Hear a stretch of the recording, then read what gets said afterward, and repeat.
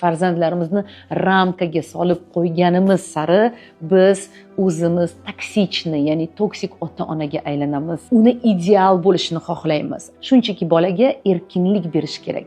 Qilib ko'rsin, yiqilib ko'rsin, shu narsani o'xshatmay ko'rsin. Qachonki unda nimadir o'xshamasa, chizgan suratiga agar siz aralashib, unga yaxshi bo'lsin deb unga yordam berib, o'sha suratini chiroyliroq chizib berishga qarashsangiz agar, siz unga zarar qilasiz. Siz unga yordam emas, zarar qilasiz. U o'rganib qoladi. Demak, xato qilish xato. Xato qilish mumkin emas, xato qilish yomon degan tushunchaga keladi.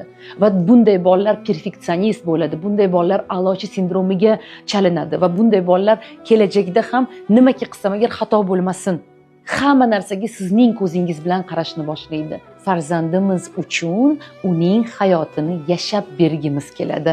Farzandlarimiz hayoti davomida biz uni oyog'iga tikan kirishini, yiqilishini yoki nimanidir o'xshatmasligini yoki yutqizishini yoki deylik mag'lubiyatga uchrashini, ikkichi bo'lishini, yomon bo'lishini, qayerdadir omadsiz bo'lishini shunchaki istamaymiz.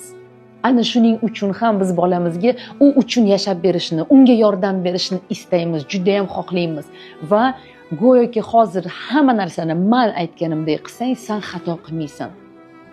Lekin agar bolangiz xato qilmasa, u xato nimaligini ertaga tushunarmikin?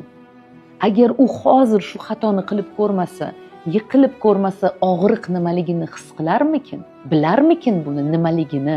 Agar u hozir biror narsani eplolmasa, eplolmadi, sababini tushunib analiz qilishni o'rganarmikin?